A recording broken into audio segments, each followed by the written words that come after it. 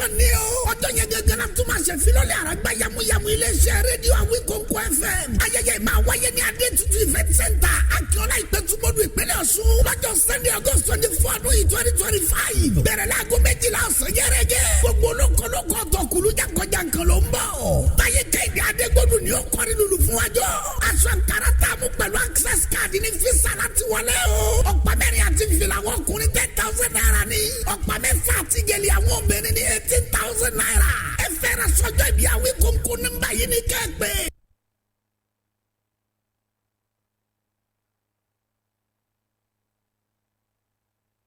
Adéoyè abẹ́fẹ́ wo la bí àkàndá ọ̀rọ̀ Awíkóńkó ló pé gbogbo àwọn olóríire ẹja jọ pàdé níbẹ̀.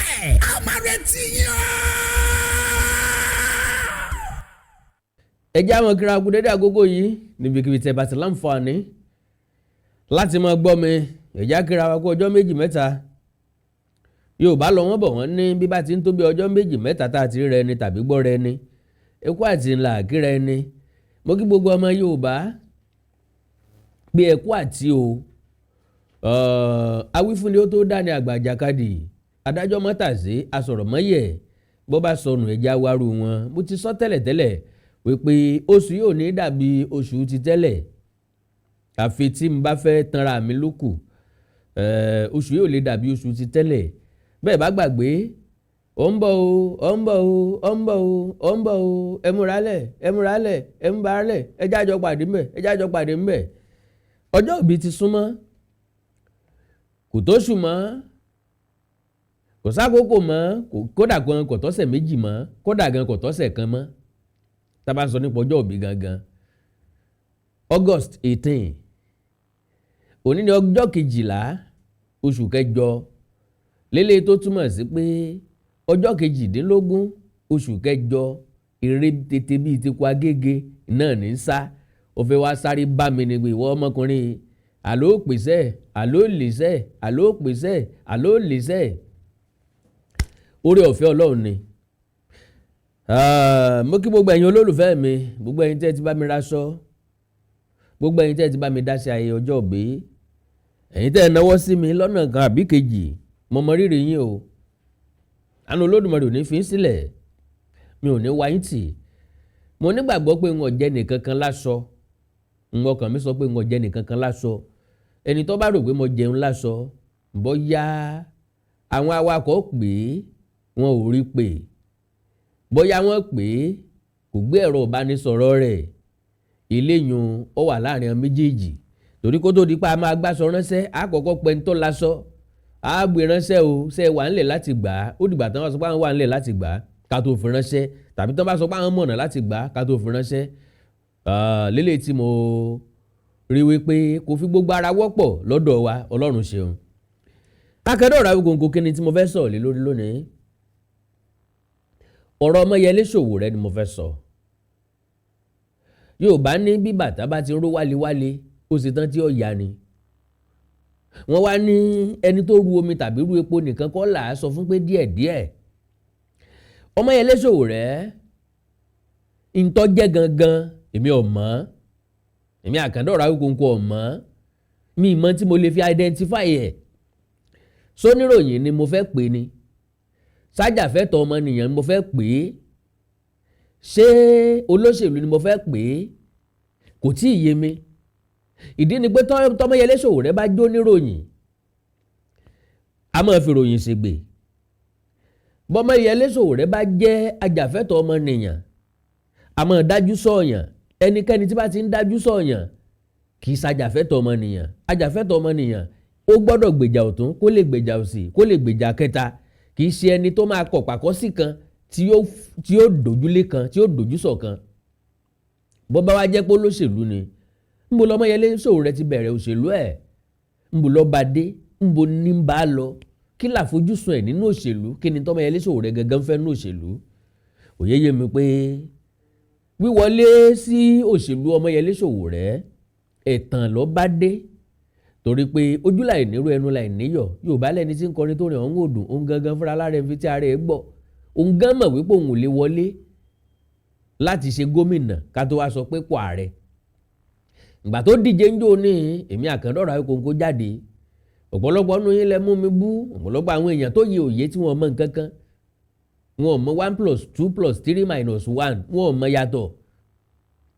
À ń sọ fún ọ wípé ẹnikẹ́ni tí ó díje fún gẹ́gẹ́ bí ààrẹ ó gbọ́dọ̀ ní structure ńlẹ̀. ẹni tó fẹ́ díje fún ààrẹ kò láwọn tí ń dupò gómìnà kò láwọn tí ń dupò sẹ́nẹ̀tì kò láwọn tí ń dupò rẹ́ẹ̀pù kò láwọn tí ń dupò house of assembly ní stéètì kò láwọn tí ń dupò kánsílọ̀ kò láwọn tí ń dupò alága ìjọba ìbílẹ̀. irú ààrẹ wo nìyẹn? Ta ni ó ṣiṣẹ́ fún ààrẹ bẹ́ẹ̀? So gbogbo eléyìí ó jẹ́ ká calculate pé ọ̀gbẹ́ni ọ̀dà bí n pe negotiation ló bá lo òṣèlú pé ọ̀gbẹ́ni mọ́ pariwo èèlò ló ti ná èèlò ló fẹ́ á dàyé báyìí padà fún ọ. torí pé àwọn ọ̀rọ̀ tí Omoyele Sowore máa ń sọ ń gba campaign gan ti mọ̀ pé ẹni yóò níbi lọ. Having said that, lẹ́nu ọjọ́ mẹ́ta yìí l'Omoyele Sowore dájú lé ìran Yorùbá. ẹja sọ bẹ́ẹ̀ ó dájú lé ìran Yorùbá.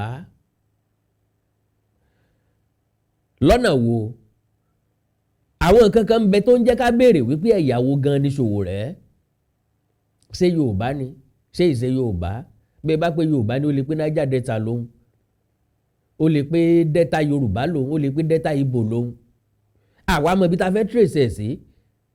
ṣebí kò séku kò sẹ́yẹ ní àdán kò séku kò sẹ́yẹ kò sẹ́já kò sẹ́ran ni Omoyele Sowore ń tiẹ̀. àmọ́ ibi tó fèsì àmọ́ nǹkan tó jẹ́. because béèyàn bá jẹ́ ni tí ọpọlọ rẹ̀ ṣiṣẹ́ dáadáa tó mọ nǹkan tí ń ṣe yóò mọ̀ wípé ńgbà tí Buhari wà ń bẹ̀ àwọn ọ̀rẹ́ ẹ̀ ló kó síjọba. Aṣíwájú Bọ́lá Ahmed Tinubu pín ipò òṣèlú dáadáa níwọ̀n bá agbára tiẹ̀ kò sẹ́ni tí wọ́n fò lọ́kọ́ tí ò ní roko sọ́dọ̀ tiẹ̀. ìdí ni pé lóṣèlú tó bá béèrè lọ wọn tí wọ́n máa sọ fún ọ ni pé ẹni táwọn nígbàgbọ́ nínú ẹ̀ táwọn nígbọkànlé nínú ẹ̀ táwọn lè fọkàn tán ńlá wọn yàn sípò sàràkí. kí ló wá lé ń bi pé ọmọ Yorùbá di Inspector General of Police? ìyẹn ṣe wá di tí Omoyele Sowore ń bẹ̀rẹ̀ sí ní àtáàkì káàkiri yàrá-ndíà tí ń pe Egbedokun ní illegal Inspector General of Police. ṣé IG Egbedokun ló fira rẹ̀ ṣe IG ni àbí wọ́n fi ṣe IG àbí wọ́n yàn án? my dear Omoyele Sowore ó tún tako agbẹnusọ iléeṣẹ́ ọlọ́pàá CP Olómúyìwá Adéjọbí oníwọ̀n tí wọ́n fún kò based on merit ó based on ó wà bias ìgbàdógójì èrò wájà. ṣé wọ́n jọ́ ọlọ́pàá ni? ṣé wọ́n ṣe nǹkan kan fún iléeṣẹ́ ọlọ́pàá ni? Olómúyìwá Adéjọbí ti kópa tiẹ̀ ó ti gbìyànjú agbára tiẹ̀ because kò yé èèyàn rárá kò àmọ́ nǹkan tí bọ̀bọ́ ìfẹ́ gbà. now ó ń fọ́kà ó ń pariwo ó ń ṣe léyìí ó ń ṣe tọ̀hún bí ẹni pọ́ clean bí ẹni pọ́ mọ́ bí ẹni pọ́ dájà àwọn tí ń àtáàkì lọ because kò fi gbogbo ara yé mi. àwọn èèyàn wá yìn ọ́ bọ́n ṣe máa ń yìnyàn téèyàn fi kó kòtò nìyẹn. bọ́n ṣe máa ń ṣe kí ni tán máa ń yìnyàn téèyàn ó fi ṣiṣẹ́ because lónìí onígbàgbọ́ wípé pẹ̀lú agbára social media o lè àtáàkì Bọ́lá Tinubu o lè àtáàkì anybody o lè àtáàkì Inspector General of Police and people will be hailing you. My dear brother, ẹni tó ru epo tàbí ru omi nìkan kọ́ là sọ fún pé díẹ̀díẹ̀ àwọn tó ṣe bẹ́ẹ̀ síwájú ẹ̀dá ń bo ni wọ́n wà kí làgbẹ̀yìn sí wọn ń bo wọn yọrí ẹ̀ sí. Ikun pagilin ti aláwọ̀ abẹ́lẹ̀ ń ta sẹ́ńfàwọ̀ ẹ̀ sóńdè. gbogbo àwọn tó ró wálé gbogbo bàtà tó ró wálé ti padà rọ̀. gbogbo àwọn tí ń pariwo ńgbà náà ti padà dákẹ́. kò sí bí yóò ṣe lelele tí yóò le látàárọ̀ dálẹ́ rárá o bóòrùn bá mú kankan tá a wá wò pé òòrùn eléyìí ń tààyàn lórí o gbogbo orí ní fọ́ yẹn gbogbo orí ní ròyìn róróró yìí o ó padà tún rọ̀. bó ti wù kójú ọ̀run funfun tó sánmọ̀ dúdú díẹ̀díẹ̀ yọ wà ń bẹ̀. ńlá fi pé ọmọ tí ó bá wọn sìn yẹ́ kì í bá wọn léjò pa. now mo rí fídíò yẹn inú bí mi gan. láti ìgbà tí Bọ́lá Ahmed Tinubu ti dé ló ti ń àtáàkì Bọ́lá Tinubu. láti ìgbà tí wọ́n ti fi Egbedokun jẹ Inspector General of Police ló ti ń àtáàkì Egbedokun. kí lẹ Egbedokun rà lọ́wọ́ ẹ̀? wọ́n sọ wípé ẹni tó ti yẹ kó ti rìtáyà ni wọ́n fi jẹ Inspector General of Police lọ rìtáyà ẹ̀. ṣé wọ́n níran tó ń sọ ọlọ́pàá ni sọ lẹ́ni tó kúnjú òṣùwọ̀n tó lè jẹ IG ni. kí ló yẹ tó ń sunkún káàkiri lé kí ló yẹ tó jẹ́ ká nísinmi ṣèràn Yorùbá ò gbọ́dọ̀ dépò gidi ni. ọmọ Yorùbá ta ní Inspector General of Police sẹ́yìn Tafa Balógun ni lọ́dún wo sígbà wo. ńgbà tó mọ Fúlàní bẹ́ńbẹ́ ò sunkún eyín ọ̀lẹ̀ ni ọ̀sọ̀ nkankan ńgbà àwọn Fúlàní ló mú ọtí mọ́lé ńgbà àwọn Fúlàní ló sọ house arrest ọmọ iye ọdún tó lò l'Àbújá ni ọmọ iye lè tó lò ní ọjọ́ DSS. gbogbo àwọn ariwo wọ̀nyí ni ó ní ó lópin ó ní gbèdéke ibi tó máa dé tí ò ní níyì mọ́ kò tiẹ̀ níyì mọ́ náà tẹ́lẹ̀tẹ́lẹ̀. so now ẹ jẹ́ ká kọ́kọ́ wo fídíò yẹn kí n tó wá fún yín ní èsì látọ̀dọ̀ iléeṣẹ́ ọlọ́pàá lórí àwọn allegations tọmọyẹlé Sowore fi ń kàn wọ́n unnecessarily ntí ò wà justify because o kì í sọ ọlọ́pàá o ní nǹkan kan ṣe pẹ̀lú ọlọ́pàá wáyé tó ń bá wọn dictate ẹni tó yẹ kán yẹn tí ò yẹ kán yàn. wọ́n yẹn nìkan wọ́n wà báyàsì wọ́n wà báyàsì bóyá wọ́n ń fẹ́ ni bóyá wọn ò fẹ́ ni. ìyẹn sì wá kan ìyẹn sì wá jẹ́kun tiẹ̀ jólóbò òru ẹni adóní kakọ́. majority yín ti dẹ̀ ń pariwo tẹ́ ń ṣe féféfé lójú gbogbo ayé bàǹtẹ̀ yín mọ́ lóde ọ̀dọ̀ tí ń nú. mi ì tí ì rí nǹkan rere lọ́nù nǹkan rere kan wà attach mọ́ Omoyele Sowore rí. ó bìlì pé kéèyàn wà opposite fúnjọba tí bá ń bẹ lóde ni wọ́n ń pè lóríire. ó gbọ́dọ̀ based on genuine. ó gbọ́dọ̀ déédéé máa antagonize gọ́ọ̀mẹ̀ntì ń bẹ lóde tàbí ẹnìkan tó wà nípò. kákan déédéé máa takò kán á béèrè lọ́wọ́ ẹ̀ pé kí ló tó fi ń takò kí ló wá fẹ́ sọ. kí lẹgbẹ́ tó kúnra lọ́wọ́ ẹ rí kí ló tà fún rí. kí ló tó jẹ́ kẹ́ni ẹlẹ́ni ó lopọ̀ ẹ̀ táìmù tiẹ̀ ni bó sunkún dọ̀la yóò lo táìmù ẹ̀ tán. tí iléeṣẹ́ ọlọ́pàá bá mọ̀ pé ó fẹ́ rìtáyà ń rìtáyà ọmọ Yorùbá mi bẹ́ńbẹ́ tó wà nípò tó dáa. àákò tí Yorùbá lélẹ̀ tẹ́yà mi ìbá débẹ̀ lọ́la ẹni tó bá wù náà ni kò náà yàn. Haúsá Fúlàní débẹ̀ wọn ò yọ ọmọ Yorùbá náà ó ńgbà tí Goodluck Jonathan bẹ́ńbẹ́ kò pọ̀ ọmọ Yorùbá kò yan ọmọ Yorùbá ṣé kò sọ ọmọ Yorùbá láyé ni. kí wá lóde tó sun ẹkún tó ń sun yìí nígbà yẹn. ọmọ yìí àwọn tó sáyé jì láyé Ọbásanjọ́ fúnra Ọbásanjọ́ ló yọ ẹni tó jọ ọmọ Yorùbá kúrò ńbẹ̀. lẹ́yìn ẹ̀ Goodluck Jonathan àtẹ̀gbọ́n ẹ̀ Yar'Adua ẹni tó wù wọ́n ni wọ́n fi sáyé jì. Buhari dé ẹni tó wù Buhari ló fi sáyé jì ẹni tó wù Bọ́lá Ahmed Tinubu ló fi sáyé jì. ẹ já wo fídíò yẹn ẹ rí pé ó wà disgusting. God bless you all. I'm here to fight. I'm not like that with you. You know, I'm not like that. I didn't even know you have come to Abuja. That is it. I'm the PSO to the IG now, and I chatted you. These things like this. Let me see the person. Why are you PSO to a person who is supposed to have retired? Let me see. That is not what you're supposed to do. You are doing illegal duty. So this is the person. Okay, forward it. Forward it. Let's look for him. Forward it to me and I'll forward it to you. Actually, sweet me, you just like me that. You have to be a PSC to an IG that is legally not I'm here to fight. I'm not like that with you. You know, I'm not like that. I didn't even know you have come to Abuja. That is it. I'm the PSO to the IG now, and I chatted you. These things like this. Let me see the person. Why are you PSO to a person who is supposed to have retired? Let me see. That is not what you're supposed to do. You are doing illegal duty. So this is the person. Okay, forward it. Forward it. Let's look for him. Forward it to me and I'll forward it to you. Actually, sweet me, you just like me that. You have to be a PSC to an IG that is legally not illegal.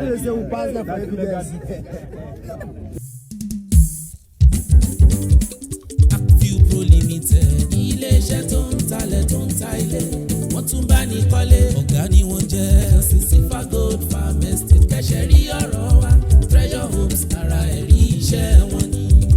Pro Limited ọ̀gá àgbà nínú àwọn tí ń talẹ̀ tí ń talẹ̀ tí tó ń bá ní kọ́lé àgbà ọ̀jẹ̀ nílé iṣẹ́ tó ṣe é fọkàn tán gbára gbọ́kànlé fún ilẹ̀ ilé gbígbé ilé iṣẹ́ tàbí ilẹ̀ oko àwọn lóní Treasure Homes tó wà ní Lasamaja 3 bedroom apartment tó dúró rekete tí wọ́n gbé kalẹ̀ ní 75 million naira wọ́n ní 2 bedroom apartment lábúlé Ẹ̀gbá 50 million naira wọ́n gbé kalẹ̀ bákan náà ni wọ́n ní 3 bedroom bungalow ní Treasure Island tí ń bẹ ní Mòwe Ọ̀fadà 17.5 million naira ní bóyá tó lóhun ọ̀gbìn àbí tó ní nǹkan ọ̀sìn àǹfààní ńlá láti sílẹ̀ ní Silver Gold Farm Estate tó jẹ́ ti Agview Pro Limited plot ilẹ̀ mẹ́ta lẹ ti máa bẹ̀rẹ̀ 1.5 million naira ní tẹ́ bá fẹ́ sanwó ẹ̀ lójú ẹsẹ̀ Mr. Olúṣọlá ẹnu oníkan láti gbọ́ pọ̀n ẹnu ọlọ́fà láti gbọ́ mọ́ta ọ̀rọ̀ ọlọ́rọ̀ kì í dùn lẹ́nu tèmi ẹ ṣàlàyé Silver Gold Farm Estate ká mojú ẹ̀. Good day, investor. Can you still believe that with 500,000 naira you can hold a plot of land to yourself? Yes, that is what Agview Pro stands for through Silver Gold Farm Estate at Ikanabalogun by Obofomi Owode local government. And our farmland is strategically located. As you can see, this is the water and this water is through our farm estate. Let me take you through to come and see how people are growing their farms here at our farm estate. You can see some are just taking possession and they are burning their land now to ready for crop, and while some have taken possession already, you can see the name, some have cleared, and if you can see some that I want to grow the maize, their maize is coming out now, and as we move forward you see those who are doing the plantation farming and their plants are already growing in less than 2 months. ọ̀rọ̀ lẹ ti gbọ́ ohun àsùngbàgbé òní kan mi ó yá ní mọ̀nà wá ẹ máa pe Agview Pro Limited sórí +234 803 940 6444 àti +234 802 626 9326 Agview Pro Limited òótọ́ inú ló sọ wọ́n dọ̀gá professional touch ló gbé iṣẹ́ wọn lárugẹ. mo kí gbogbo ẹ̀yin olólùfẹ́ ètò wa pẹ̀tùkù dédé àgógò yìí òun bì kíbi tẹ́ bá ti láǹfààní àti láti máa wò mí láti máa gbọ́ mi. ọ̀dọ̀ bàbá wòlíì Reuben Àìkọ̀rẹ́ ikọ̀ àti ìríjú Olódùmarè àgbà wòlíì prophet Reuben Àìkọ̀rẹ́ bàbá mo kí n pẹ́ kú kalẹ̀. ẹ ṣé olóòtú. oríṣiríṣi nǹkan lè dá máa ń dojú kan lé ayé ìkan nínú ẹ̀ là ń pè ní ogun ojú kan bàbá ọ̀pọ̀lọpọ̀ àwọn ọmọ tí a pè lógun ojú kan wọ́n fẹ́ kẹ́ bá mi sọ níwọ̀nba irú ogun wo là ń pè lógun ojú kan bákan náà ọ̀nà wo la lè gbà bọ́ kúrò nínú ogun ojú kan. ogun ojú kan jẹ́ ogun amúnilẹ́rú ogun amúnisìn ogun afàsìkò ẹni ṣòfò ibikíbi tí wọ́n bá ti ń fi ogun ojú kan bá èèyàn jà èèyàn máa sáré yóò máa gbìyànjú yóò máa làkàkà yóò máa ṣe gbogbo ipá tó lè ṣe ṣùgbọ́n àṣeyọrí ò ní sí ńbẹ̀. ẹnikẹ́ni tí ogun ojú kan bá ń bá jà ń tẹ́ ṣàkíyèsí ni pé yóò máa ṣiṣẹ́ bí erin yóò máa jìjẹ́ ìlérí yóò máa kówó ńlá jọ ṣùgbọ́n kò ní tí ó fi ṣe. but ogun ojú kan ó dàbí atẹ́gùn tí èṣù ń fẹ́ tàbí tí ogun ìdílé ń fẹ́ sí ni. ogun yẹn ló dé bá Abrahamu ogun ojú kan yẹn la máa ń pè ní ogun àníjẹ́ kó lọ ogun amúnilẹ́rú ogun àníjẹ́ kó nídàgbàsókè ó dàbí ọmọ kékeré tá a bí ó yẹ kó máa wọ́ kó máa rákòrò kó rákòrò ó yẹ kó dìde mọ́ nǹkan kò dìde ó yẹ kó máa rìn kó rìn ó yẹ ó sọ̀rọ̀ kó sọ̀rọ̀ ogun ojú kan ni o kò ní lè kó lójú kan and then àwọn kan wà tó máa ń ta ọ̀fọ̀ ogun ojú kan náà sí tó yẹ pé wọ́n á kàn ràn ọ̀fà stroke sí wọn ni ìmí láti dá wọn gúnlẹ̀ ìmí àìsàn tí wọ́n kàn máa wádìí tó ní rí òun náà fi ń dà and then gbọ̀n bá tarú nǹkan bẹ́ẹ̀ sí yàn èèyàn wà lójú kan ẹlòmíì iṣẹ́ tó ń ṣe ó yẹ kó láṣeyọrí yóò nígbèga kò nígbèga. ẹlòmíì kó tó di pé yóò nígbèga láti kú níbi tó wà yẹn bọ́ síbò míì wọn ò ní jí ó lè kúrò. bẹ́ẹ̀ ni ẹlòmíì ìrìn àjò ló wà lóòótọ́ ṣùgbọ́n ogun ojú kan láti lù ú ibi ó ti kú ò láti ìletò tó ti kú ò láti fámìlì tó ti kú ò wọ́n ń fi ogun ojú kan mọ́nítọ̀ ẹ̀ àwa máa sáré a máa ṣe gbogbo tó lè ṣe kò ní rí ṣe ogun ojú kan ni náà ẹni tó gun ojú kan bá ń bá jà ọ̀nà àbáyọ wà ó ní Jésù ó lè yanjú ẹ̀ nípasẹ̀ wòlíì tọ́lọ́ ń bá fi rán torí wòlíì ti pọ̀ nù ayé gbogbo ara ti bá wòlíì mi pàdé àwọn kan ní àwọn ti bá pàdé àwọn tí Bíbélì sọ̀rọ̀ wọn ń bẹ nínú ayé bẹ́ẹ̀ ni and then n tó wà ń bẹ̀ ni pé èrí tá a bá ti ní yóò jẹ́ àmọ́ bá a ṣe wà bá a ṣe dí pẹ̀lú ẹni tó nírú èrè tá a ní ìgbà míì wà tó yẹ pé ẹni tí ò lè rí tá a ní wòlíì tí ò lè rí tó dẹ̀ sọ̀rọ̀ ẹ fún kò fìgbà kan lè rí yẹn rí yóò kàn máa wò ni ṣùgbọ́n Jésù ó ti fi rán àwọn kan inú àwọn tó fi rán ni mo wà a pọ̀ bẹ́ẹ̀ o kì í ṣe mi nìkan o ṣùgbọ́n n ta béèrè rí kí ni à ń béèrè pé kí lọ́nà àbáyọ àwọn èèyàn tá à ń gbọ́rọ̀ yìí tá a wà lógo ojú kan ṣáà ṣe tán fọ́nà àbáyọ ṣé à ń wá ojútùú sọ́nà àbáyọ tá a bá ń wá ọ̀nà àbáyọ rè ẹja wojú Ọlọ́run lórí ní ti ń ṣe wá kí ló ń ṣe wá ẹja wojú Ọlọ́run ìgbọ̀n bí kán tó bí Jésù láti sọ pé Jésù ni ó máa jẹ́ àsọtẹ́lẹ̀ wá látọ̀run pé Jésù ni ó máa jẹ́ àǹdẹ́gbọ̀n bí orúkọ yẹn náà ń pè ó wá túmọ̀ sí pé tá a bá wojú Ọlọ́run ọ̀nà wo lè tọ́ láti kúrò ní ogun ojú kan á dẹ̀ lè bọ́. nípa ìwádìí nípa àsọtẹ́lẹ̀ nípa bàbá ẹ máa sọ wípé kò di dandan ìgbà táwọn èèyàn bá fojú kàn yín bẹ́ẹ̀ni kí wọ́n tó wá ojú Ọlọ́run pé ẹ máa ń sọ̀nà fún èèyàn lórí fóònù bẹ́ẹ̀ni ẹ bá ń sọ fún wọn kẹ́sì sọ ẹ̀rọ ìbánisọ̀rọ̀ tí wọ́n bá yín sọ ẹ mọ̀ tábánikà sọ̀rọ̀ à ní lè ṣàlàyé ẹ̀ tán bí wọ́n lè láǹfààní àti. bẹ́ẹ̀ni ìdá kan gbogbo àwọn tí wọ́n pè mí tí wọ́n ní ẹ̀rí through page yìí àti káàkiri ọmọ ń pè mí lórí fóònù àǹdẹ́ bá bá pè mí ń sọ fún àdẹ̀sí tó lọ́n bá wí Ọlọ́run ọdẹ gbọ́ ẹ̀yin náà Ọlọ́run gbọ́ tí ẹ kú olójú kan gbogbo ọmọ yín tán dè mọ́lẹ̀ wọ́n kú olójú kan ẹ̀rọ ìbánisọ̀rọ̀ tẹ́lẹ̀ pè mí sí rè lórí WhatsApp 070 84 74 20 61 070 84 74 20 61. nọ́mbà bàbá wòlíì náà lélẹ́yìí lẹ́ẹ̀kan sí 070 84 74 20 61 àlàáfíà ní fún yín. ẹ káàbọ̀ padà now kí lọ́mọyẹlé Sowore kí ló fẹ́ gbà lọ́wọ́ iléeṣẹ́ ọlọ́pàá ìgbà kan bẹ tó ní wọ́n jí àwọ̀ ojú òun tó ní kámẹ́rà nkankan ngbàdógójì rò wájà well ngbọ́ yára bẹ́ẹ̀ pé wọ́n sọ pé wọ́n rí well kò sílẹ̀ tí ó burú ń bẹ̀ ní tó bá wù kálukú lè sọ tàbí ní tó bá wù kálukú lè ṣe. Now according to ṣé DPPR ní kápẹ́ ni àbí ń bọ̀ o DPPR kọ́ CP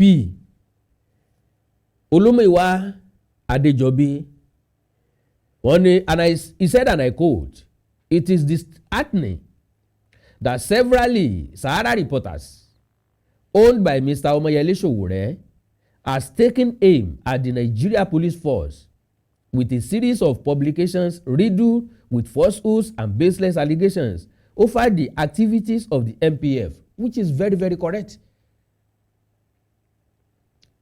Àwọn nǹkan kan wà tí mo download lórí Twitter page àbí Instagram page Omoyele Sowore tó ti gbé picture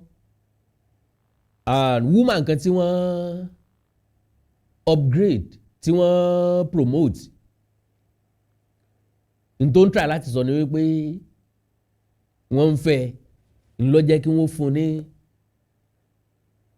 ló jẹ́ kí wọ́n promote ẹ̀ ńgbà tó máa sọ̀rọ̀ ẹ̀gọ́ ó ní CP Olúmọ̀ìwá Adéjọbí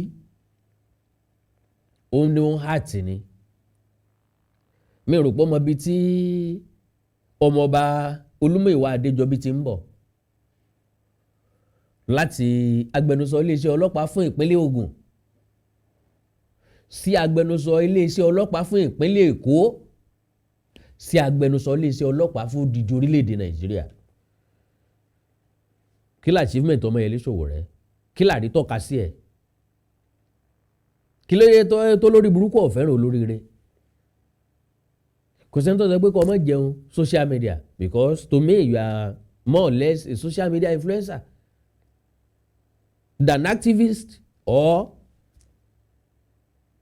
a publisher or a politician to the best of my own understanding. Àmọ́ tó jẹ́ new àmọ́ tó fake àmọ́ nǹkan téèyàn heart ìwọ gangan ló heart.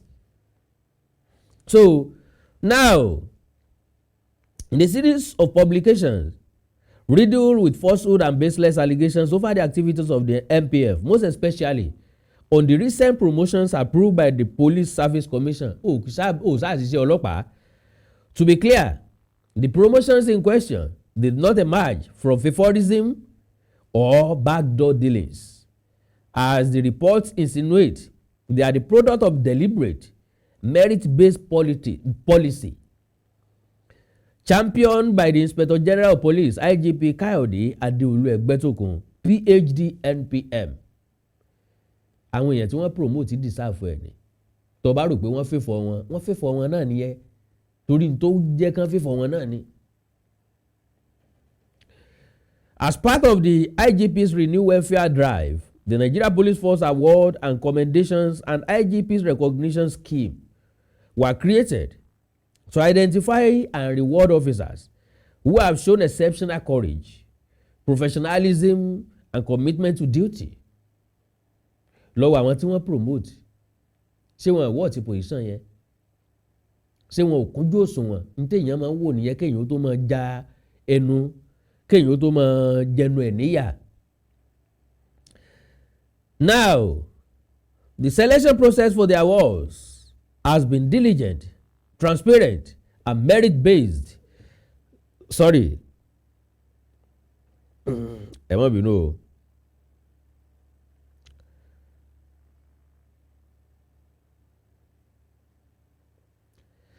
Ẹ má bínú o.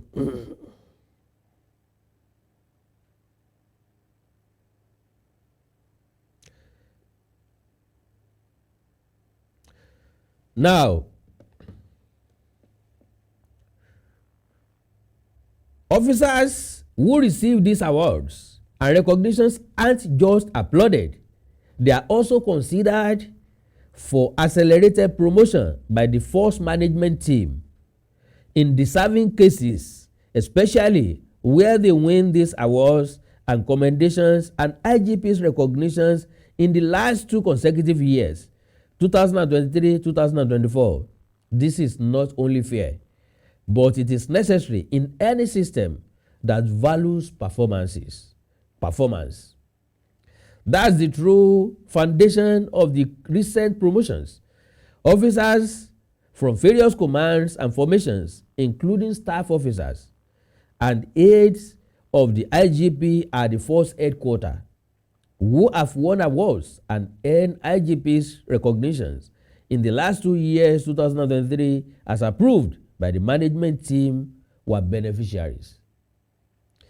But in the usual practice, rather than seek the facts, Sahara reporters has again opted for sensationalism, mischief, and in some instances, the circulation of forged documents wrongly attributed to the police. It is a pattern of behavior that borders on an unhealthy obsession with the leadership of force. One begins to wonder if Mr. Sowore has a personal axe to grind with the IGP. So can you imagine that? Èmi náà béèrè, èmi gangan fúnra lára mi béèrè. Mo ti mú mọ́ra, mo ti ń gbé sọ́kàn, ó ti pẹ́, bọ̀ mi ì lè mú mọ́ra mọ́, mo láti sọ̀rọ̀. Kíní yẹn ti wà too personal. Ṣé ló wá dàbí ẹni pé ó ń derive joy kan ń bẹ̀? Tẹ bá wá wo pé kí ló ń derive joy inú ẹ̀? Are you deriving joy in bringing someone, in bringing people down? Láti kan dédé máa attack àwọn èèyàn. Ṣé yẹn ló wá sọ pé kán gba oyè tán fún wọn? Ṣé wọ́n fẹ́ jẹ́ tán bá gbà lọ wọn? The truth is simple. The promotion process was grounded on due process and merit. The Nigeria Police Force is evolving, and so are the standards for promotion and reward. Dismissing that progress because it doesn't fit into someone's narrative is not journalism. Honestly, that is not true journalism. Bọ́yọ̀ fẹ́ yàn kan fi síbẹ̀ o tí wọn ò dẹ̀ fi bẹ̀ wọn ò rí ẹni yóò tí ì ṣiṣẹ́ débẹ̀ ni. So tó bá dẹ̀ rò pé ò ń gbèjà àwọn kan I don't know mi mọ àwọn tó ń gbèjà ọ̀sá lè dá IG yàn o ò lè dá commissioner of police yàn o ò lè dá yàn fi sípò ní iléeṣẹ́ ọlọ́pàá because you are not one of them bó o jẹ́ kan nínú wọn gan ó ní ẹ̀ka tó lè ṣerú ẹ̀ ó láwọn tó wà nípò àṣẹ àti ipò agbára tí wọ́n lè ṣerú ẹ̀ IG ló lágbára láti ṣe it's sabotage. The IGP is too busy to give attention to those who author and publish falsehoods and mischiefs like Sahara reporters as well as Omoyele Sowore. So iléeṣẹ́ ọlọ́pàá ò wọn ráàyè nonsense láti máa engage nínú ẹ̀. Mo rí ibì kan náà mo wo fídíò kan náà tán ti lọ bá ń lé tó lóun ti mọ̀ pé wọ́n máa wá wọ́n fẹ́ arrest o wọ́n accuse o wọ́n gbọ́dọ̀ withdraw ẹ̀ ìgbàdógójì èrò wájà rádáadáa lẹ́nu aláìsàn tó lómi ẹja kòrò ìgbéraga pọ̀ akápárù gbúrúgbùrú bí apá arúgá. And they are free to interpret the silence maintained by the IGP in the face of these provocations as weakness. I wish them well. So, my lovely brothers and sisters, ẹ̀yin dáadé àti mọ́mì mi, lóòótọ́ in everything there must be equality. Kò sí favorism kankan níbi téèyàn ti ń discharge duty ẹ̀ very well exceptionally. Mo rántí dáadáa láyé àtijọ́ bí ọlọ́pàá kan bá mólè ó máa gba promotion sáà ni nígbà yẹn bọ́lọ́pàá bá mú olè láyé àtijọ́ àkọ́kọ́ ni pé pépà ó gbé ẹlẹ́ẹ̀kejì ni pé wọ́n ó promote ẹ̀ kúrò ní position ibi tó wà láti jẹ́ encouragement for others. Láyé àtijọ́ mo pé kì í sáyé ìsìn o tó jẹ́ pọ́lọ́pàá gan ní sọ àwọn èèyàn dólè tó jẹ́ pé àwọn ọlọ́pàá gan ni ó kó nǹkan ìjàlé àwọn tí ọ̀jalè lọ́wọ́ tí ó pè wọ́n lólè níbi tọ́lọ́pàá gangan ti dólè wọ́n ti lọ rọ́ọ̀bùlé àti rọ́lọ́pàá ń bẹ̀ wọ́n ti lọ ń jí transformer àti rọ́lọ́pàá ń bẹ̀ ọlọ́pàá ti ń ṣe wondering tó jẹ́ pé wọ́n ń kọ́ ẹni tó ń ti bí iṣẹ́ bọ̀ wọ́n kò lè mọ́ so kì í ṣayé ìsìn o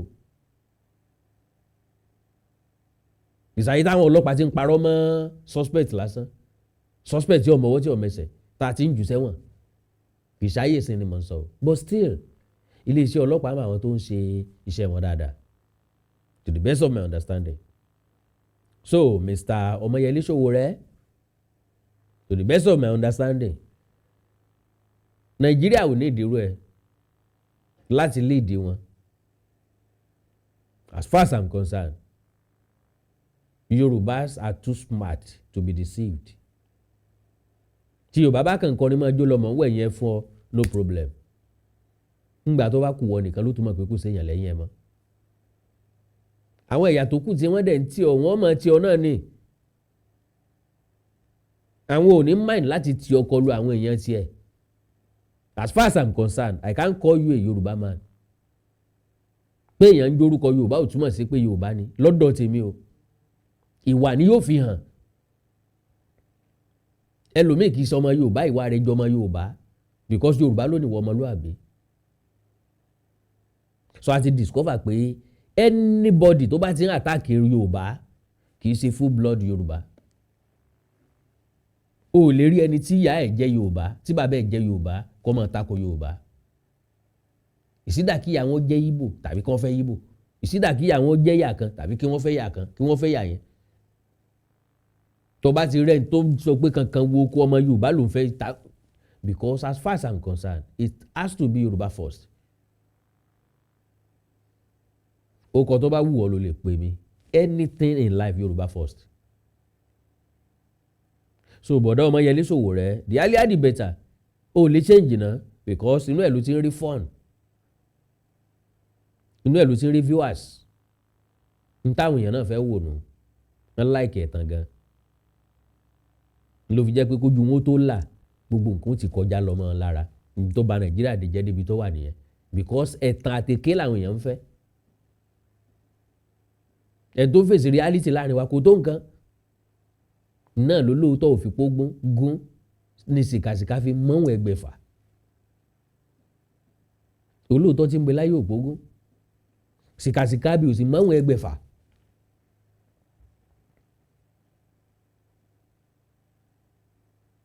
ẹgbẹ̀fà igba mẹ́fà 1,200 ní sìkàsìkà olóòótọ́ ọ̀dẹ̀ pé 20 ọjọ́ ẹ̀sùn wà lọ títí gbogbo ẹni tí tó jẹ́ pélé ayé wọn dàbí Beragrand ó dàbí bẹ́ẹ̀rì tí wọ́n ṣe lọ́ṣọ̀ọ́ wọ́n fi mábù ṣe tí wọ́n á dẹ́gbẹ̀rẹ́ níta tí wọ́n kọ orúkọ in memory of our late father in memory of our late mother inú rẹ̀ ńkọ́ inú rẹ̀ ńkọ́ síbò náà ṣe rẹwà nìyẹn because pósí tá a ṣe lára ń bára pósí tá a rà tó funfun nẹ́nẹ́ tó néètì tí wọ́n fi fóòmù sínú yọ kẹ̀ yọ fọ́ yọ jẹrà òde yẹn ó sì wà ń bẹ̀ gbogbo mábù yẹn ó sì wà ń bẹ̀ títí bó bá tún wù wá tún lè fọ́ dànù ká sọ pé àfẹ́lẹ́ ká tún lẹ̀ míì mọ́. so ọlọ́run nínú àmì ẹ̀yọ́ ṣàánú gbogbo wa o àkàndọ́rà Egungun ló kọ́ tèmi àìwíbẹ̀ àkúbẹ̀ o mi kì í kórìíra èèyàn o ṣùgbọ́n ìwọ náà má kórìíra èèyàn kí lẹgbẹ́tòkun gbà lọ́wọ́ Omoyele Sowore ẹ já béèrè lọ́wọ́ ẹ̀ why are you calling him illegal IG how gbọ́ ọ̀nà wo ló fi gbàjẹ́ legal President Bola Ahmed Tinubu ló yan Egbedokun is very much qualified to be an IG and that is the reason why they chose him. So anybody can go to anywhere ẹni tí ò bá dùn mọ́ o lè forí sọlẹ̀ ní tó bá wù kálukú lè ṣe. Àkàndá lọ́rọ̀ lẹ́nu bíi tejò àjáwó àrùn Awíkonko aṣọ lójú ọlọ́rọ̀ bọ́lọ́rọ̀ bá gbọ́ kò sí bàbá ńlá bàbá ọlọ́rọ̀ ó ṣe ń ó kéde ọ̀rọ̀ mi bàkọ̀. Ẹ like ẹ follow page mi lórí Facebook Awíkonko TV ẹ subscribe sí YouTube channel mi Awíkonko TV. Ẹ má gbàgbé ayẹyẹ ọjọ́ òbí ó ti dé tán pẹ̀lú ìkówójọ fún iléeṣẹ́ rédíò tá a ti mọ gbé èdè àti àṣà Yorùbá lárugẹ àánú Olódùmarè ní fi yín sílẹ̀ ẹ like ẹ follow page mi lórí Facebook lẹ́ẹ̀kan sí Awíkonko TV ẹ subscribe sí YouTube channel mi Awíkonko TV ẹ wá ní nǹkan pàtàkì tẹ́ ẹ fẹ́ kájọ sọ ẹ já sọ lórí WhatsApp nìkan +234 904 851 9362 +234 904 851 9362 èdè àti àṣà Yorùbá ò ní wọ mi orílẹ̀-èdè Yorùbá kò ní dàrú ìlú ẹnìkọ̀ọ̀kan wa yóò tòrò mẹ́nẹ̀mẹ́nẹ̀ àjùwà ṣe. ẹwà arúgbó tí wọ́n fi ránṣẹ́ yìí ta lójú ń pọ́n. ìlú Ìlọ́rọ̀ mo fẹ́ kó jẹ́rù túwẹ́túwẹ́.